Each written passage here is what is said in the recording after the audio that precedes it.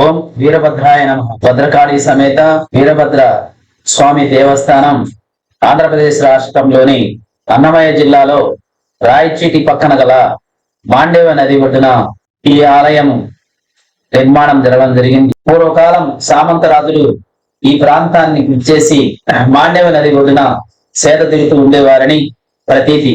ఆ కాలంలో భద్రకాళి సమేత వీరభద్ర స్వామి దేవాలయాన్ని భక్తి ప్రవృత్తులతో నిర్మించినట్లు పురాణాలు చెప్తున్నాయి.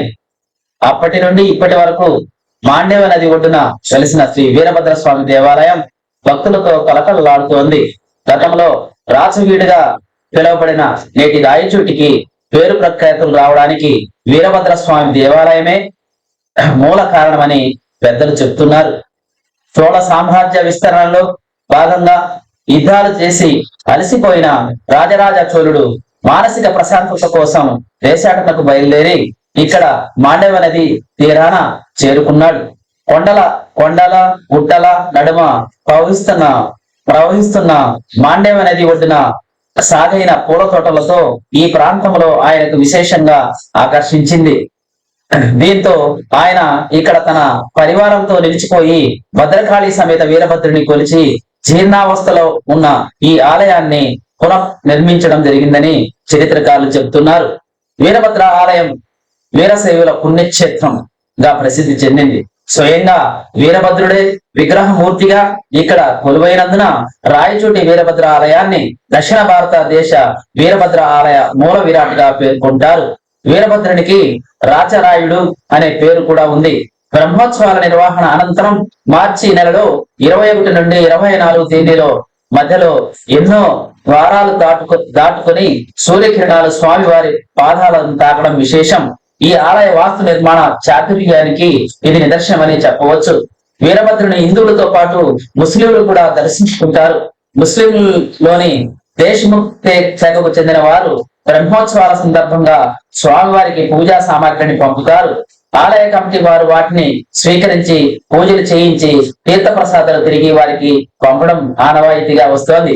ఆలయ గాలి గోపురం ముందు భాగంలో 56 అడుగుల ఎత్తున గల ఏకశిలారాతి దీపస్తంభం ఉంది. ఇది ఆలయానికి ప్రత్యేక ఆకర్షణగా నిలుస్తోంది.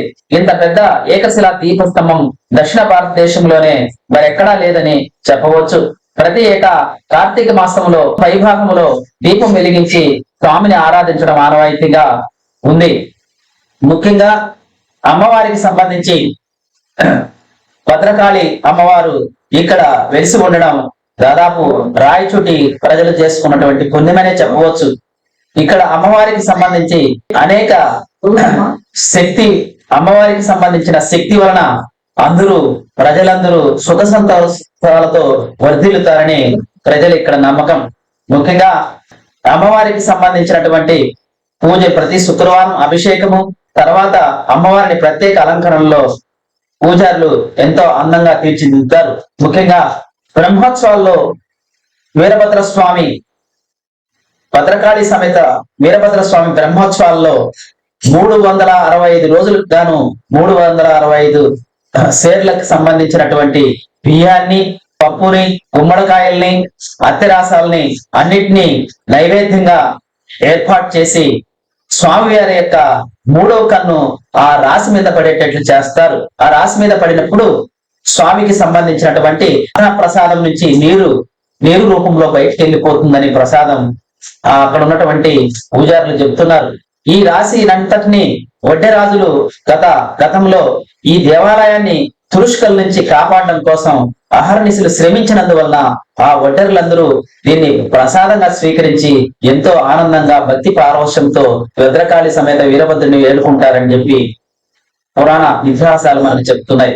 వడ్డెరులకి భద్రకాళి సమేత వీరభద్రుడికి ఎంతో అవినాభావ సంబంధం ఉన్నందనే ఈ రోజు ప్రతి సంవత్సరం బ్రహ్మోత్సవాల్లో అన్నపు రాశిని వడ్డెరులందరూ ప్రసాదంగా స్వీకరించి ఇక్కడ ఉన్నటువంటి ఆలయ పూజారులు కూడా తెలియజేస్తున్నారు.